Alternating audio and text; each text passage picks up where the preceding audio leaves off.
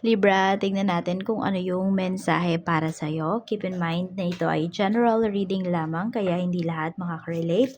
Pakilawakan po ang isipan at kung hindi ka pa nakasubscribe dito sa ating channel, please subscribe and hit the bell button para lagi kang updated every time na meron tayong uploads. Kung nais mo namang mag-avail ng ating private readings, ng ating rituals, ng ating pangmalakasang charms, makikita mo yung link sa description box, Tarot Intentions by Alian Reyes. Nandyan din yung aking WhatsApp number. So, message na lang po kayo. Tignan natin kung ano yung mensahe para sa'yo ngayon. We have toxic love. We have snooping. We have red flags. Ayan.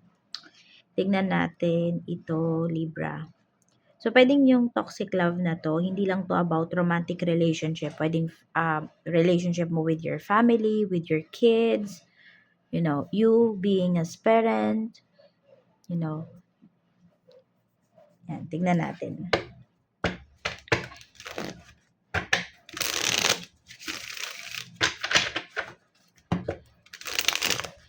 I'm open to receive any messages, please. Spirit guide for Libra, Sun, Moon, Rising, and Venus. So, pwede nyo pong tignan yung inyong other signs para mas, makuha ninyo yung mas marami pang mensahe kung saan kayo makaka-resonate. So, tignan natin tong toxic love. Four of Cups. Meron tayo ditong the High Priestess. Okay, so meron dito kasing stagnant energy. So kung ito po ay about sa romantic relationship po ninyo, pwedeng ikaw, alam mo yung magkaiba kayo ng path na dinadaanan ng person mo. Magkaiba kayo ng goals.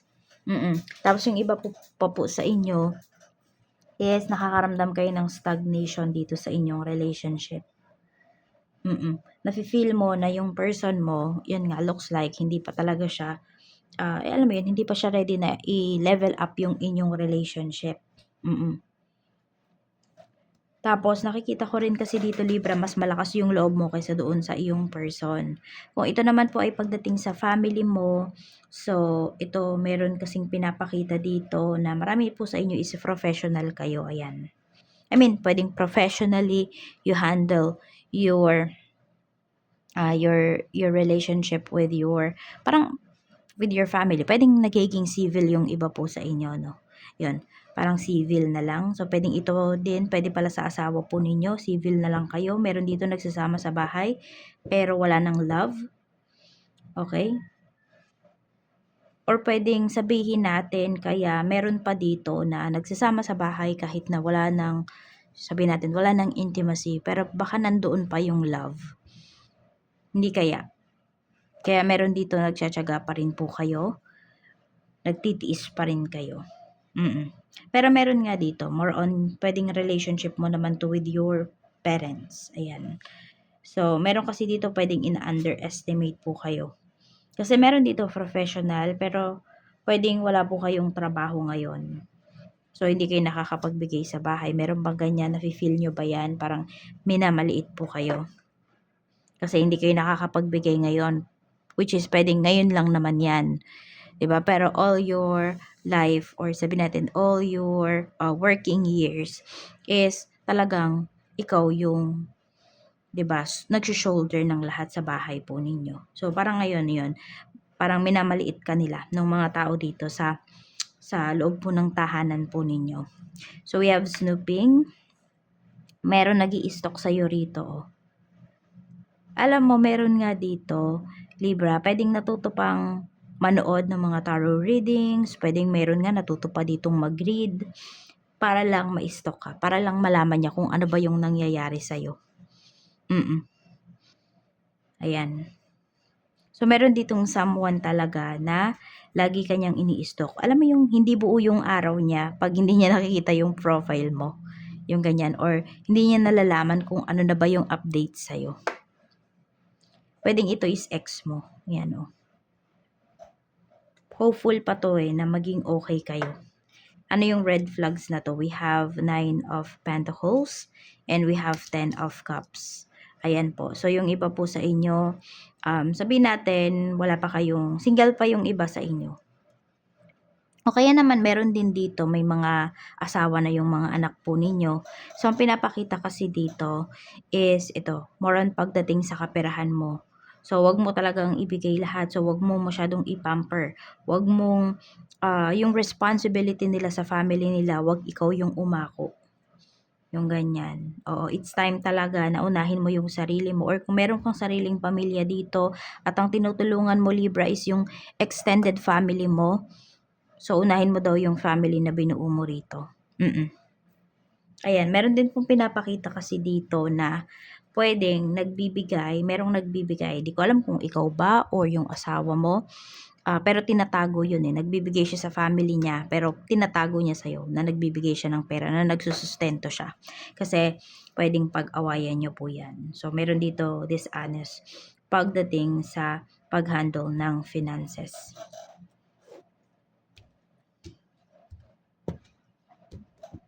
Tignan pa natin kamusta yung iyong emotions. We have 7 of Cups. So, medyo naguguluhan kayo ngayon. Marami kayong gustong gawin pero di nyo alam kung ano ba yung uunahin ninyo. Basta more on naguguluhan kayo. Yan yung nararamdaman mo. Yan din yung iniisip mo. We have King of Swords. So, nag-overthink talaga yung karamihan po sa inyo.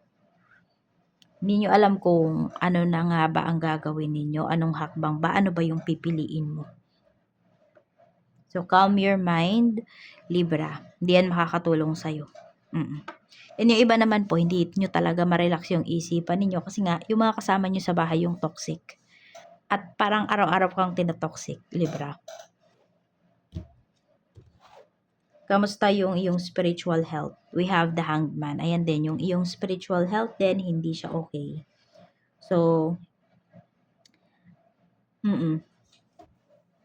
parang, ayun nga parang naiisip mo kasi ang dami mo ng sinacrifice pero walang nakaka-appreciate sa'yo. Tama pa ba yung mga pinaniniwalaan mo? Tama pa ba yung mga ginagawa mo? So, napapatanong ka. Yung iba naman po sa inyo, pwedeng ditong mga nakakaraan, hindi kayo makatulog. So, may na-awaken dito. Merong dumadaan sa dark night of the soul. Pero hindi nyo maintindihan. Meron po na, ayun, di ba sabi ko nga, meron dito, pwedeng yung pagdating sa trabaho, pwedeng wala kayong trabaho ngayon. Meron pinupush sa inyo si universe eh. Na ito yung puntahan mo, ito yung tahakin mo. Pero, pwedeng may ginagamit siyang mga tao para doon. Na para i-push ka doon sa ano na yun, sa path na yun. Kaya lang kasi ayaw mo talaga, kinokontra mo din. Ayaw mong i-consider, kahit consider mo man lang, ayaw mong i-try. Oo. Pero kasi pwedeng doon ka pinapapunta. Kaya lang, you will learn it the hard way. And mas lalo kang nahihirapan kapag hindi mo siya i-accept. Yes, yung iba po kasi sa inyo, gifted kayo. Kaya kung meron dito nararamdaman nyo, sumasakit yung mga katawan ninyo, ganyan. Ay, sumasakit yung mga parts ng katawan ninyo. Lagi kayong may sakit. Yan po. Oo. Meron talaga. Meron kayong mission dito sa mundo na hindi maiintindihan ng ibang tao. Kaya hindi nyo pinopursue. Kasi nga iba sa inyo, professional kayo. So, mas iniintindi nyo kasi yung sinasabi ng ibang tao. May mga ganyan talaga. Which is, di naman natin mapipigilan, diba? Na mag-isip yung ibang tao about sa atin. Pero okay lang yan as long as wala ka namang tinatapakan na tao. Kaya, i-pursue mo na to. I-pursue mo na yung gifts mo. Kasi hindi lang naman yung sarili mo yung matutulungan mo eh. May matutulungan ka rin na ibang tao. Hayaan mo na yung mga taong hindi naniniwala sa'yo. Hayaan mo na yung mga tao na weird yung magiging tingin sa'yo. Yan no. It's time to move forward na. It's time to make actions. Kaya ka rin naguguluhan dito. Kaya hindi mo alam kung ano ba yung gagawin mo. Tignan natin. Ano pa yung mensahe para sa'yo? Energy naman ng mga taong makakasalamuha mo. We have 10 of Pentacles. So, medyo nakakaramdam po yung iba sa inyo ng insecurities or makakaramdam kayo ng insecurities doon sa mga tao na, na makakasalamuha ninyo. Kasi meron na masayang family, okay yung career, 'di ba? Na makikita mo sa kanila yung meron na silang stability, may na-build na sila, yung tipong ganyan. So parang makakaramdam po ng awa yung iba sa inyo, sa inyong sarili dito sa mga makakasalumuha ninyo.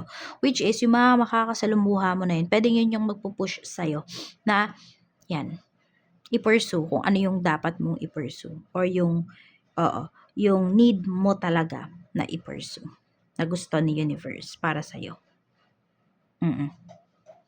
Minsan yes, kakalimutan mo muna talaga kung ano talaga yung gusto mo eh. Nagawa nyo na ba yun? Ito yung gusto nyo, pero ito yung kailangan nyo. 'Di ba yung needs and wants nga, 'di ba magkaiba nga yun. Tignan natin, okay? So yan, yung mga makakasalamuha mo, yun yung mga isa din sa magpo-push sa'yo. Pero hindi mo to makakasalamuha para inggitin ka or what. Pwedeng yun lang yung mararamdaman mo kasi nga, pwedeng nafe-feel mo talaga at alam mo talaga, Libra, na maraming kulang sa life mo ngayon. Pero appreciate mo pa rin yung mga blessings na mayroon ka. Kasi napaka-importante niyan. Blessings na paparating sa'yo, we have Knight of Wands, Knight of Pentacles, o yan no, we have the Sun. Meron namang mga good news na paparating sa'yo dito. Yung mga naghahanap po ng trabaho, kailangan nyo lang kasi lumayo dyan sa lugar din kung nasaan kayo. Yun pa, isa pa yun minsan, no? Kaya hindi tayo umuunlad kasi pwedeng nasa maling lugar tayo. Tapos yun nga, 'di ba, may mga toxic. Yan, may mga toxic nga na nagmamahal sa iyo, Libra. So kahit sila, ayun, kung kasama mo sila sa bahay, mali na nga yung lugar mo, mali pa yung mga kasama mo, toxic pa yung mga kasama mo, paano na lang? Tapos naguguluhan ka pa. Alam mo yun, nagpatong-patong na yung blockages mo sa life. Knight of Swords. We have the Hierophant. Ayun, marami nga talaga sa inyo dito, nakikinig kayo masyado naman sa sinasabi. Ay, yung parang nagko-control sa inyo. Meron kasi dito eh. Kaya hindi mo rin magawa yung gusto mo. Kailangan mo talagang umalis kung nasaan ka. Yun yung pinapakita rito. Nandyan, kasama mo yung mga blockages sa life mo. And meron din naman po dito, ayun, kasi nga, meron yata dito, very religious kasi yung family mo. So, ayaw ka nilang malink dito, kunwari sa occult, sa pagiging practitioner. Kaya ito, yung iba sa inyo, hindi nyo talaga magagawa yan. Laging, sabi ko nga, sasakit yung katawan ninyo. Pwedeng meron nga dito, nagtatrabaho, lagi kayo natatanggal naman sa work. Yung ganyan. Kasi meron talaga kayong kailangang i-pursue. This is your life purpose. Meron po dito. Yan, no. So, meron din talaga kasi nakikinig naman kayo sa sinasabi ng ibang tao. Yung against you, ha. Yung mga against yung sinasabi nila sa'yo.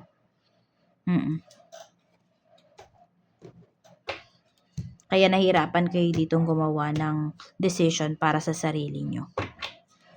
Yan yung isa sa mga blockages mo sa life na ikaw din yung makakakontrol.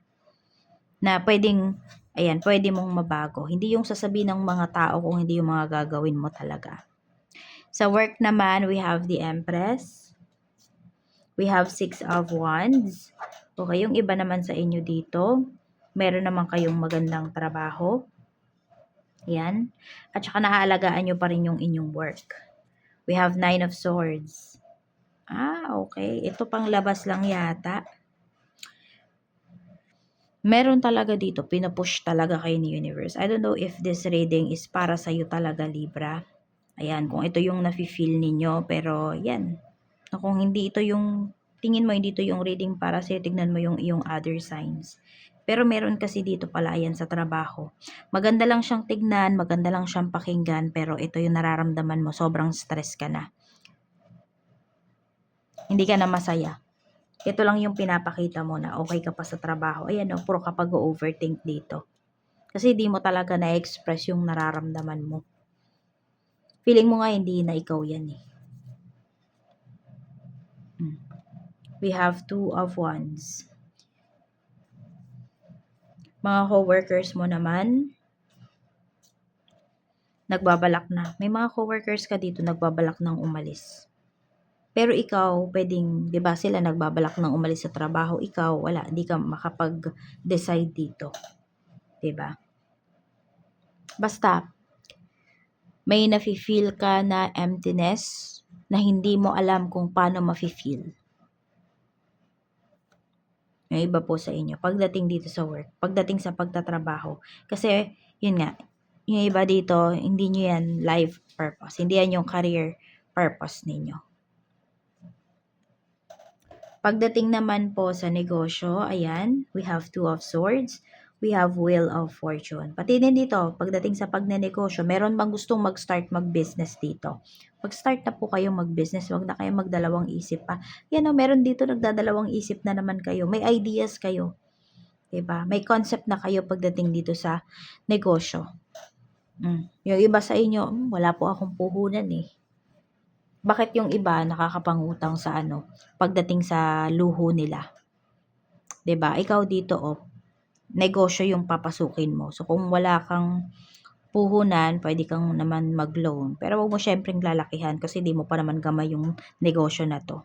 Yes, madami naman talagang mga businessman, businesswoman na mga business-minded people na pumapasok sa negosyo na wala silang sariling pera nila, inuutang nila. Basta alam mo kung paano i-handle yung money mo, alam mo may mga strategies ka, makakayanan mo to. Yan kaya yung iba sa inyo, kung wala kayong malalapitan, na sabi natin na mga kaibigan, ganyan. So, sa co-op, sa bangko, yan. 5-6, medyo mahirap pag sa 5-6 kasi malaki yung tubo, di ba? So, yun, kung may mga mauutangan kayo rito, you make sure lang na ikaw yung mag-handle dito para alam mo kung ano yung tinatakbo ng pera mo. We have Page of Cups sa mga may current job current business naman po. Ayan, we have the Fool. So, maganda yung energy mo ngayong araw na to para sa negosyo mo. We have Two of Pentacles. Napaka-busy din po ngayon. Kamusta yung sales? We have Eight of Swords. We have Three of Cups. Ayan. So, happy pa rin naman po kayo sa magiging sales ninyo ngayong araw na to. Kahit hindi ito yung ine-expect talaga ninyo. So, kasi you are expecting more eh. Pero, pwedeng limited kasi yung kilos ninyo rito. Pwedeng sabihin natin, kunwari, limited yung inyong productions. Kaya, hindi nyo rin maibigay talaga yung demand nung mga clients po ninyo, mga customers ninyo. So, baka ninyo dito magdagdag ng tao. Pero, tignan mo pa rin kung paano nyo ba mai-improve yung inyong, or mama-maximize yung inyong oras. Sa staff mo naman, ayun, may staff ka rito na hindi siya seryoso sa kanyang trabaho. Meron dito parang nag-i-spy lang eh. Baka gustong gayahin ka. Ganon. Oo. Tapos pumasok dyan sa business mo. Parang may inaalam lang talaga siya. O yan may inaalam lang dito. Meron kang ganyan. Meron kang kasama or katuwang dito sa negosyo mo na inaalam lang niya talaga kung ano yung ginagawa mo, ano yung pamamalakad mo pagdating dito sa iyong negosyo. Kaya mag-iingat ka rin ha kung ano yung mga nilalabas mo na information or ano yung mga nalalaman lang or dapat malaman lang ng staff mo. Sa kaperahan naman, overall energy ng iyong kaperahan, we have Death card. Okay, so may pagbabago. Okay? So, pwedeng sabihin natin kung hindi nga okay yung inyong kaperahan itong mga nakakaraan, so may pagbabago dito. Pero magagawa lang or mangyayari lang yung pagbabago na to pag may ginawa kang pagbabago. 'Di ba? Kasi nga may stagnant energy sa inyo eh. Libra. Tapos kung yung iba naman po sa inyo, meron dito na okay naman yung inyong finances, mas mag-i-improve pa po yan. Yan. So, maganda naman yung inyong kaperahan. Mas magiging maganda siya. Sa love life naman, so ayan nga, may toxic dito, love. Parang ang daming mga ex na bumabalik ngayon or gustong bumalik. Sa bagay, malapit na kasi yung Mercury retrograde. Ganyan yan eh. We have Six of Pentacles. Hindi ko alam kung may utang sa'yo itong ex mo. We have Ace of Swords. Or meron dito gusto niyang mangutang sa'yo.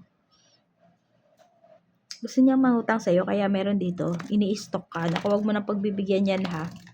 Mukhang hindi naman yan magbabayad. Baka nga may utang pa yan sa'yo. Oh, yung iba sa inyo, pwedeng simula nung na-link kayo sa tao na to. Tignan mo. Tignan mo ha. Kung sino yung, ayan, kung yung sa ex mo na to. Nung na-link ka ba sa kanya or nagkaroon kayo ng relationship nung tao na to, kamusta yung naging lagay ng kaperahan mo? Pwede kasi na isa siya sa sa nang-block dito sa finances mo eh. Pwede nga 'di ba? Meron dito yung meron tayong tarot readings. Baka may alam yung person mo sa mga ganyan. Oo. Baka meron siyang kakilala, ganyan. So aware siya. So pwedeng nilalagyan ka nung tao na to. And yung pag-aano niya sa'yo dito, pang i-stalk niya sa'yo, tinitignan niya kung tumatalab ba yung pinagawa niya or ginawa niya. Pwedeng obsessed sa'yo yung tao na to. Iba yung obsession sa pagmamahal ha. Ayan, meron dito. Kaya yung iba po sa inyo, pwedeng sa katawan nyo nga po, 'di ba? Yun yung nararamdaman nyo yung physical na sakit. Meron naman po dito pagdating sa inyong kaperahan.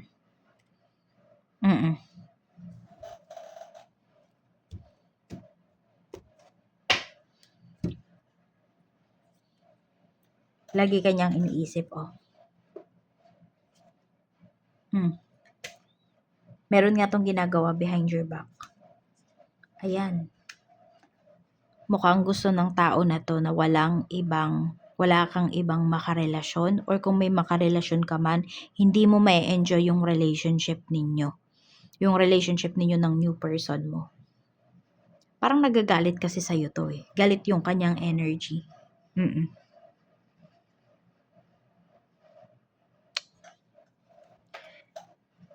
Tignan natin, mensahe pa po Spirit Guide. Mensahe pa po natin for Libra.